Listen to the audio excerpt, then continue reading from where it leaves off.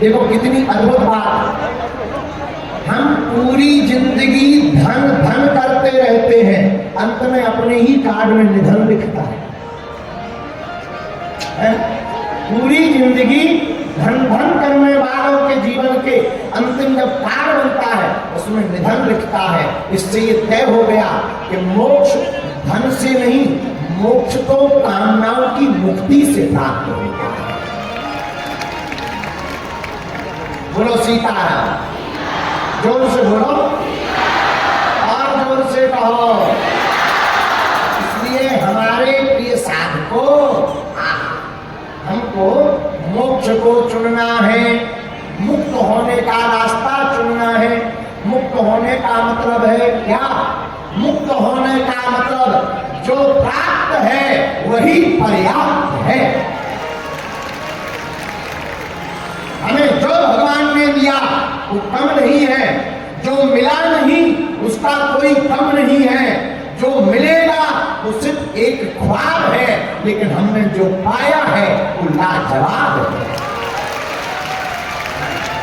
इसी का नाम मोक्ष, इसी का नाम मुक्ति है, इसी का नाम मुक्त हो जाना है। और मेरे पास तो भागवत जीना भी सिखाती है और भागवत की कथा मरना भी सिखाती है। जिंदगी में आप मुक्त नहीं हो पाए तो कितनी भी कामनाओं का कांटा लगा करके संपत्ति को रख लो, आप बुरा न मानना, कामनाएं तो लगी ही रहेंगी, आती ही रहेगी। एक काम पूरा होगा, दो काम नए आ जाएंगे। इसलिए मेरे साधकों, मेरे प्रियजनों, हमें जो भी प्राप्त है उसी में प्रसन्न रहना सीख लो। जो हमें मिला है उसी में भगवान को धन्यवाद देना सीख लो। जो हमने पाया है उसी में भगवान को साधुवाद देना सीख लो। वरना कोई तन दुखी, कोई मन दुखी, कोई धन बिन रहत उदास, और थोड़े थोड़े सब दुखी, पर सुखी राम के दास। कोई तन से दुखी है तो कोई मन से दुखी है, तो कोई धन से दुखी है, थोड़े थोड़े सब दुखी है, पर सुखी कौन है? बोले सुखी राम के दास। भगवान का भक्त सुखी रहता है। बोले क्यों? भगवान का भक्त सोचता जो भगवान करेंगे वही होगा। ऐसे समझो, छोटा बच्चा होता है, नन्हे से बालक को चॉकलेट का डिब्बा रख दिया जाए, लो बेटा चॉकलेट ले लो, वो अपने हाथ से लेगा तो कितनी लेगा? 4-5, इतनी ही उसके हाथ में बन पाएंगी। मुट्ठी बांध करके अंदर बाहर आ जाएगा, बाहर हाथ निकाल के। लेकिन अगर हम लोग चॉकलेट लें, भरे 10-20 नहीं 25-30, तो बालक जब लेगा वो अपनी मुट्ठी के हिसाब से 4-5 लेगा।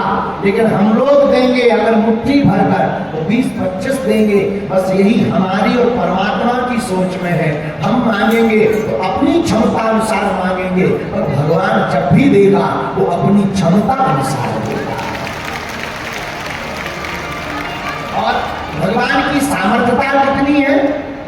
भगवान की सामर्थ्यता अनंत है, क्योंकि हरि अनंत, हरि कथा अनंता, कहानी सुनहि बहु विधि सब। हाँ, भगवान अनंत है, उनकी कथाएं अनंत है, उनकी सामर्थ्यता अनंत है। वह अतुलित बल धामन है, अतुलनीय बल है, अतुलित बल, अतुलित प्रभु ताई, मैं मति मंद जान नहीं पाई। भगवान अतुलित है, उनका बल अतुलित है, उनकी कृपा अतुलित है, उनकी दया भी अतुलित है, अनलिमिटेड है।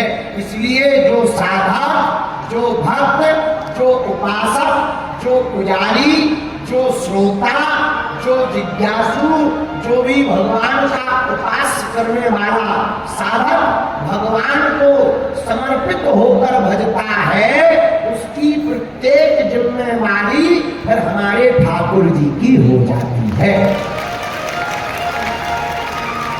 किसकी हो जाती है? भगवान की हो जाती है। लेकिन एक बात है, ऐसा कहना और सुनना बड़ा सरल है, इतना अटूट भरोसा भगवान पर रखना बड़ा कठिन है। बोलो जय सिया राम। हम लोग भगवान पर, अच्छा एक बात, हम लोग भूतों पे तो भरोसा कर लेते, भगवान पे नहीं कर पाते। हाँ, कोई आदमी कह दे तुम वहां से मत निकलना, वहां भूत रहते हैं, और धोखे से अकेले में रात को वहीं से निकलना पड़े, अंधेरी रात हो, इतना हनुमान चालीसा याद आता है। ये वाली चौपाई जब भी आती, भूत पिशाच निकट नहीं आते, लाउड स्पीकर इतना तेज, भूत पिशाच निकट नहीं आते, और धोखे से कपड़ा फंस जाए कहीं पीछे से, अरे पकड़ लो पकड़ लो पकड़ लो पकड़ लो पकड़ लो, पसीना में तर-बतर घर आकर सांस लेते, क्या हुआ? अरे हमें तो भूत ही नहीं पकड़ा। बुरा न मानना, हम ये कहना चाहे, गांव के एक झूठे आदमी ने तुम्हें इतना बता दिया कि वहां भूत रहता है, तुम्हें भरोसा हो गया, पर हजारों सालों से हमारे महात्मा चिल्ला रहे कि कण कण में भगवान रहता है, तो जहां मारने वाला भूत रहता, वहां बचाने वाला परमात्मा भी तो रहता है। लेकिन गड़बड़ क्या, हम भूतों पे भरोसा कर लेते, भगवान पे नहीं करते। बस इसी गड़बड़ को सुधारने के लिए भगवान की कथा जरूरी है। क्या जरूरी है? जोर से बोलो। भैया भूत प्रीत से तो डरने की आवश्यकता बिल्कुल नहीं, क्योंकि हमारे हनुमान जी के लिए लिखा,